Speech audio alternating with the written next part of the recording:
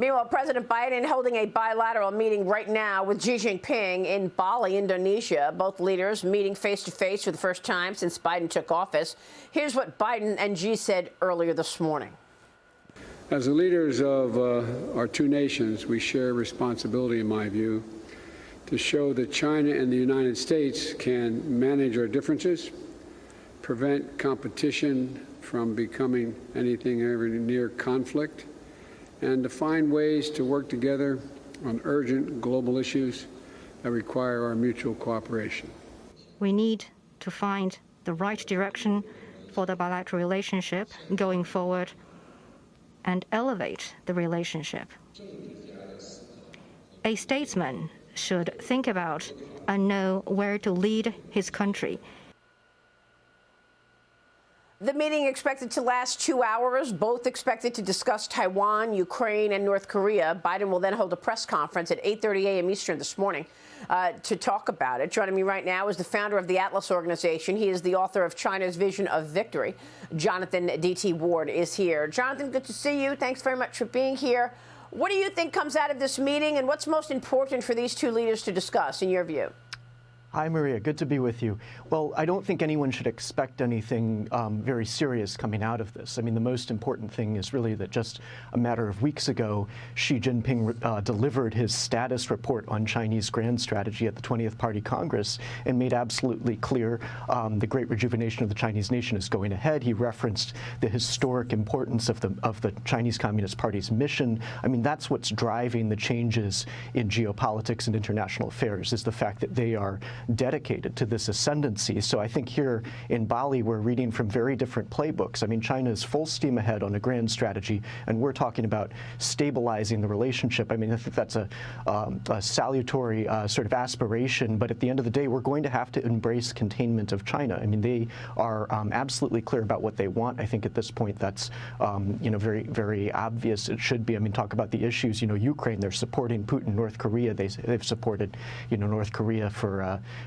much of their, existence as the People's Republic of China. And then Taiwan, I think at this point you have Biden officials such as Secretary Blinken saying that they're actually considering an even sooner time frame to potentially invade Taiwan. So all of this, nothing will change their goals here. I think it does make sense to have some dialogue. But of course, the downside risk here is important. I mean, for example, in 1961, when John F. Kennedy visited with Nikita Khrushchev in Berlin, and people warned him, do not get into a debate over ideological issues. And Khrushchev essentially took stock of him and found him to be weak, and many historians believe that that was one of the causes for the Cuban Missile Crisis. So at this meeting, which will be the first face-to-face between Biden and Xi Jinping is absolutely going to take stock of who he's dealing with. And if he has a sooner time frame in mind for Taiwan, let's say, this meeting will be very, very important to what he believes he can get away with. So Biden is going to have to be incredibly firm with him and showcase deterrence and strength. I mean, that's what you have to do. Xi Jinping has made clear that he's testing American resolve. He's doing it in partnership with Vladimir Putin. So a meeting like this, the only thing one can do is show strength. And if you don't, the consequences will be studied by historians in the future. Well, we have no evidence that Joe Biden is going to show any strength or resolve in this meeting. He has not shown that so far. We know that the last time we heard from Xi Jinping about the 100-year anniversary of the CCP, Xi Jinping said that if anybody gets involved in their plans for Taiwan, their heads will be busted to dust. I mean, this is actually what he said. So, he's got his plans in place for Taiwan. No evidence that Joe Biden is bringing up the origins of COVID-19, which all evidence points to a leak, whether accidental or not, coming out of the Wuhan lab. China has completely stopped any investigation that world leaders wanted to have. They've also been stealing intellectual property from American businesses, costing American businesses hundreds of billions of dollars. Are you expecting any of that to come up? How should Joe Biden show strength? Well, I think it has to be an American policy. I mean, at this point, this meeting is going to happen. But what we have to do is we need a grand strategy that's about actually winning this competition. That's what needs to happen. And it's going to be essentially economic containment. I mean, you have to get our investment out of China, get our companies out of China, close them off from our markets and our allies' markets, cut the technology off. This administration is doing that. That's important. And ultimately, we're going to have to win this contest. And as you've mentioned, the rhetoric, I mean, this is something that, I've been telling your audience for years. I mean, this is a nation that's preparing itself for war with the United States. And, something recently that I think everybody should be aware of is Admiral Richards, the commander of America's nuclear forces, recently said the Ukraine crisis that we're in right now, this is just a warm-up. The big one is coming, and it isn't going to be very long before we're going to be tested in ways that we haven't been tested in a long time. And then he says, as I assess our level of deterrence against China, the ship is slowly sinking.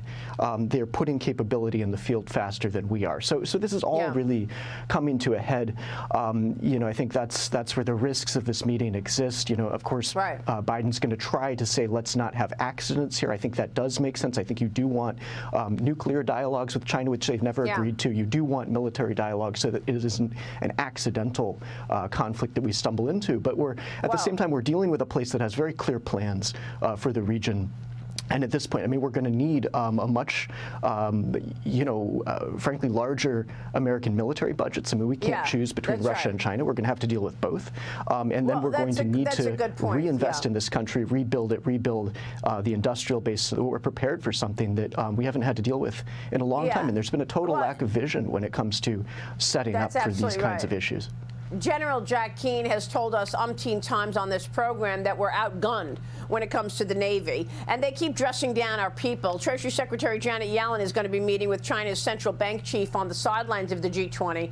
Yellen is expected to ask about China's plan to ease the COVID restrictions and deal with the troubled property sector, but we know how any meetings with his cabinet has gone. Anthony Blinken has been dressed down, and I spoke with Ron Johnson yesterday, the senator from Wisconsin, who said it's going to be very tough for any of these people to be tough on China after Joe Biden and his family has taken in tens of millions of dollars from CCP-tied officials. Here's Ron Johnson from Sunday Morning Futures yesterday. Watch. My feeling is that Joe Biden is highly compromised. Why else would we cancel the China initiative, the DOJ program designed to investigate China's theft of our intellectual property from colleges and universities? It made no sense whatsoever. There's only one explanation. Joe Biden is compromised. Jonathan, in the past, you and I have questioned why this administration canceled the China initiative. How important was the China initiative in your view?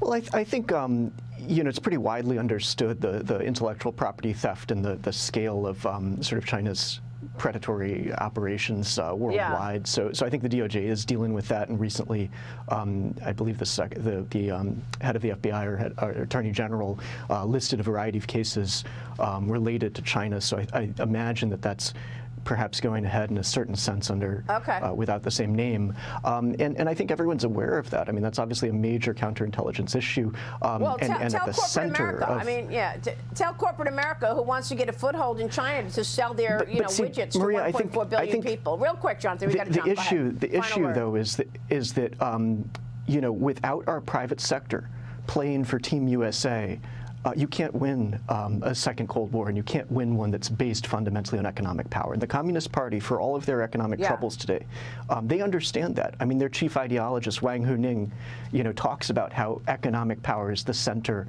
of, what it takes to be a powerful nation. They all understand that. They still believe it, and we are still feeding into that, and we have to stop. That's the biggest question. Can we do that or not? Everything rides on that. It's a great point.